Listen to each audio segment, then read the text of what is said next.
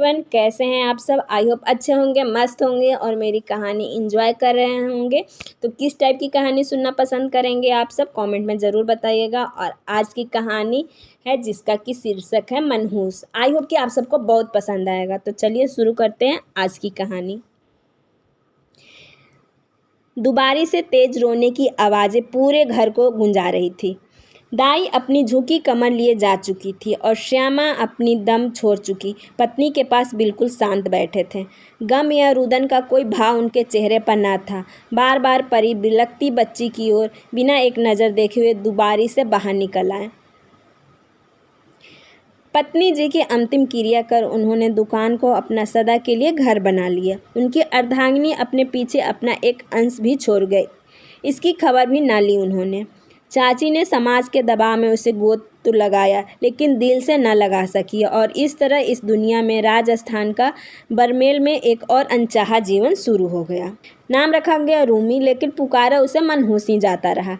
ए मनहूस, अठे का कर रही हो? चल महारेला डेसर पे नज़र डालेगी क्या? चाची की आवाज़ आई तो अपने चचेरे भाई का घी चुपड़ी रोटी खाती देख रूमी अपने जीवन में सदा रही कमी को सोचती फुर से बाहर निकल गई। अपने घर से अधिक तो पड़ोस की ताई का घर भाता था। ज़्यादा अपनापन लगता था उसे। अपने घर में तो मनहूसी थी। 8 बरस की हो चली थी और पिता का प्यार भरा हाथ अभी तक उसके सिर पर ना पड़ा। पिता को दुकान से कभी अरसे में घर आते भी देखती तो बस उनके कमरे में धुएं से अपना जिगर जलाते ही पाती। और एक दिन उस धुएं के साथ उसके पिता भी हवा में गुम हो गए, औरों के लिए बस चंद घंटों की धुन छोड़ते हुए और उसके लिए सदा के लिए। पिता का होना भर ही उसके सिर पर एक साया था, जो भले ही फल न देता हो पर छाया तो दे ही रहा था। अब राजस्थान की उमस भरी गर्मी में उसके सिर से वे छाया छीनकर पिता भी अपना रास्ता पकड़ चुके थे, अंत की ओर जहाँ से कोई वापस नहीं आता। पढ़ाई छुड़ा दी गई और हाथों में झाड़ू पकड़ा दी गई। उस उमस में अपना मान तपाती हुए रेगिस्तान की रेत को और तपा देती थी। सब्जियों के काटने पर साथ में कटे हाथों को जब वे ताई जी छुपाती मुस्कुराती तो ताई भी ऊपर वाले के भेदभाव से त्रस्त हो मन में उभरते उबाल को बड़ी मुश्किल से थाम उसके साथ ही मुस्कुरा देती। ताई के साथ बैठी हुए कासीदारी कर रही थी। सुई में लिपटे धागे को ऊपर से नीचे लाकर वे कपड़ों में सुंदर रंगों से भर रही थी। यही एक काम था जिसमें लगी चोट वे इससे मिले घाव उसके चेहरे पर झूठी मुस्कान नहीं लाते थे। सुई धागे के साथ वे जैसे अपना दिल भी पिरो देती थी उस कपड़े में। इसके हाथों में उभरे आकारों को देखकर कोई कह नहीं पाता कि एक 10 साल की लड़की ने उकेरा है। अक्सर इनमें इतना खो जाती वे फिर उसकी तंद्रा चिकती हुई चाची की आवाज़ से ही खुलती और हाडे को एक तरफ रख हुए ताई के बाद में आने का कह निकल जाती उस घर के लिए जहां घुसते ही एक बेचारगी सी उस पर तारी हो जाती। बस एक ही चीज़ न बदलती, उसके चेहरे की मुस्कान। अब वे असली हो या नकली किसे फ़र्क पड़ता है। चाची के लिए तो वे उसकी बेशरम ही थी। अपने माँ बाबू को खा जाने के बाद भी उसके चेहरे पर वे मुस्कान थी। कोई शायद ही जानता था कि उस मुस्कान के पीछे उसने किस भभक को दबाया था। भभक जो गरम रेत पर पड़े छींटे की भांति करकर की आवाज़ करती उठती थी उसके भीतर। जब जब भी वे चौखट पर बैठी अपनी उम्र की लड़कियों के बस्तर टांगे स्कूल जाते देखती, तब जब वे 8-8 किलोमीटर के बस के सफ़र को करती, घर के लिए पानी लाने के लिए कमर पर लटके उस मटके को देखती और फिर देखती उस बस में बैठी किताबें टेक कर पढ़ती लड़कियों के, एक भभक उसके भीतर से गुजर जाया करता और फिर से ओढ़ लेती वे वही मुस्कान जो बेशर्मी थी उसकी चाची के लिए। आज फिर दुबारी से रोने की आवाज़ आ रही थी। सभी औरतें लाल जोरे में लिपटी रूमी से लिपट कर रो रहे थे। आज उसकी विदाई थी। 17 साल की उम्र में उसने 10 साल बड़े आदमी से ब्याह दिया गया। सभी औरतों के आंखों में चंद लम्हों के लिए आंसू थे, लेकिन ताई और उसकी आंखें शायद भविष्य को भी अंधकार में देख बरस रही थी। अपनी आंखों में एक बार फिर एक भभक लिए और चेहरे पर फिर एक मुस्कान ओढ़े उसने अपने ससुराल की ड्योढ़ी पर कदम रखा। मायके में गरीबी में पली बढ़ी रूमी ससुराल में भी गुर्बत से रूबरू हो रही थी। पति के रूप में एक अच्छा जीवन साथी मिल गया था, लेकिन अब उसके जीवन में जंग के लिए जिम्मेदारी से बनी और गुर्बत से सींची एक और दीवार खड़ी थी। लेकिन इस बार उसने मन बना लिया था, उसने लड़ने का, उससे जीतने का। दिन भर के काम से थकी हुए आज फिर हार्डा लेकर रात में बैठ गई। आसपास के घरों में रहती औरतों को सब्जी मंडी या कहीं और बाहर जाते वक्त पड़ती किसी थैले की ज़रूरत को देख उसके दिमाग में एक विचार खोंधा, जिसके अस्तित्व में लाने के लिए उसने पहला कदम बढ़ाया था। घर में घुसते ही पति ने उसे टोकते हुए कहा था, काहीं अपनी आंखें फोड़ रही हूँ, इन सब में कुछ न मिलन ताने, चल उठ और आ जा। उठकर उसने उनकी ज़रूरत पूरी की और फिर उसी कमज़ोरी के लम्हों में अपनी बात उनके सामने रख दी। देखो जी, मैं चाहूँ कि इस तरह के थैला बना बना कर इन्हें बेचूं, जो थारा साथ माने मिला तो काम आसान हो जाएगा, ना तो मारा ख्याल ही रह जाएगा।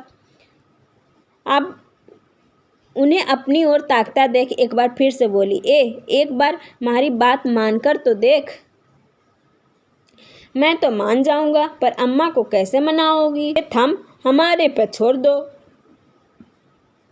अगले दिन उसने अम्मा को भी अपनी जलेबी जैसे बातों में उलझाना शुरू किया और उनकी भी हामी ले ली अपने विचार को आगे बढ़ाने के लिए।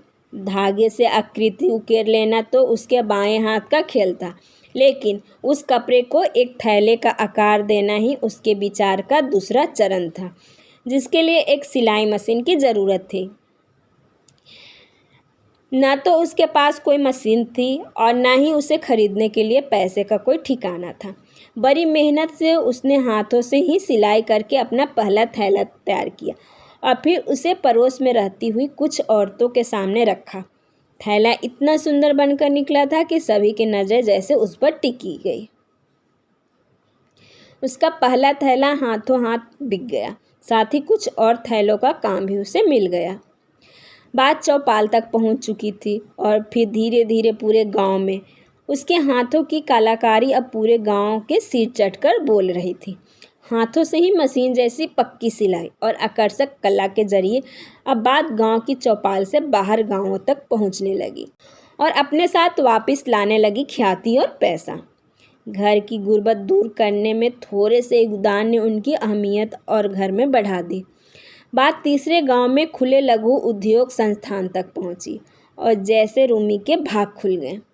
संस्था के दीदी को उसकी कला इतनी भाई कि उन्होंने उसे अपनी संस्था से जुड़ने का प्रस्ताव दिया।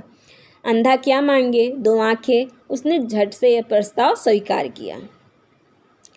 अब उसके सपने और औरों की आंखें भी शामिल हो रही थी। तपती रेत पर मीलों पैदल चलकर जब पैर रेत में धंसे धंसे जाते थे, उमस भरी गर्मियों में घूंघट के भीतर से घर घर की धूल झानकर उसने अपनी कला को गांव-गांव की हर औरत तक पहुंचाने का सपना साकार करने की ओर कदम बढ़ाया था।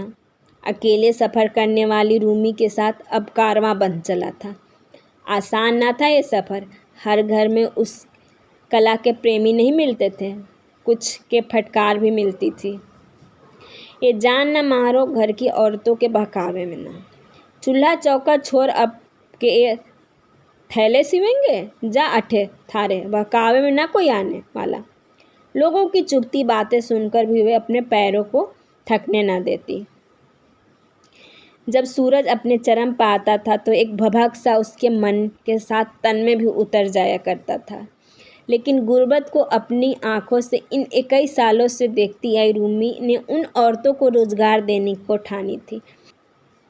गुर्बत और नकारी के तानों का सामना करना पड़ता था। कोशिशों और मेहनत के दम पर उसका काफिला अब 500 औरतों तक पहुंच चुका था।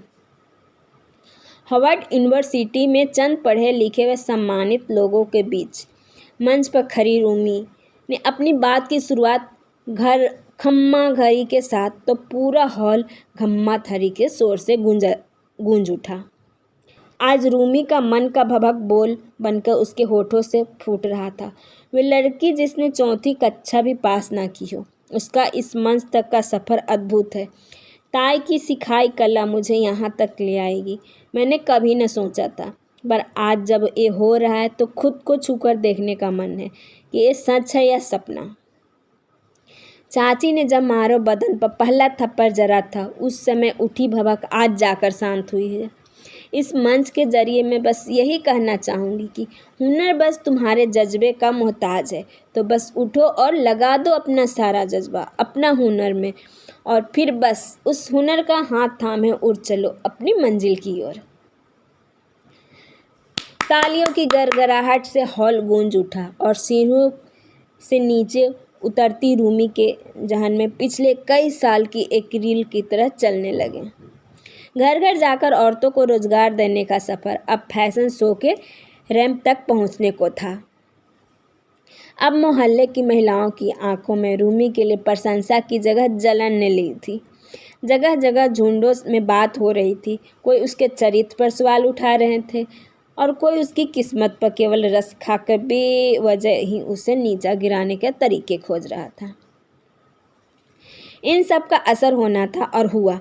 घर में अम्मा ने हंगामा मचा दिया था और अब तक उसके साथ खड़े पति का भी विश्वास डोलने लगा था। वे सारा दिन घर से गायब रहती और अब उसके घर में न रहने सभी को खलने लगा था। भरी आंखों से अम्मा को एक तरफ बिठाती हुई रूमी बोली, अम्मा विश्वास कर मारा, मैं कुछ गलत ना कर रही हूँ। संस्था ने ही आयोजित की है ये कार्यक्रम, सरकारी योजना है अम्मा। देख मारे एक कदम से हमारा तो भविष्य संवार दिया, लेकिन उन बाकी औरतों का क्या अम्मा, जिनके पास थारे जैसा अम्मा न हो और थारे जैसा पति। अम्मा हमारे कारण अगर कुछ घर सुधर जाएं तो सोच कितना पुण्य मिलेगा ताने और माने। आखिर अपनी चिकनी और प्यार भरी बातों की काय पर उसने अम्मा और पति को पैरों को फिसला ही दिया था और चल पड़ी थी एक कदम और बढ़ाने और भरने उजियारा दूसरे के जीवन में।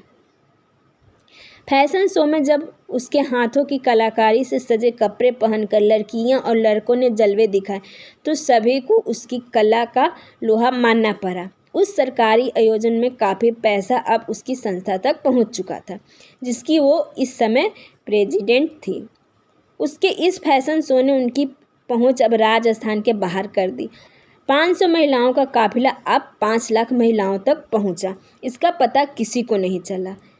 सीढ़ियां से नीचे उतरती उस महिला ने अपने घर की मनहूस होने से हजारों औरतों की नायिका होने का सफ़र बड़ी मुश्किल को पार करके अपने हौसले के दम पर आज आखिरकार पूरा कर ही लिया। तो कैसी लगी आप सबको कहानी? आई हो बहुत बहुत ज़्यादा पसंद आया होगा। तो आप सभी अपने सपने को पूरा कीजिए और कहानी पसंद आया हो तो प्लीज़ लाइक सब्सक्राइब कमेंट और शेयर ज़रूर कीजिएगा। और किस टाइप का कहानी सुनना पसंद करेंगे ये भी बताइएगा। धन्यवाद।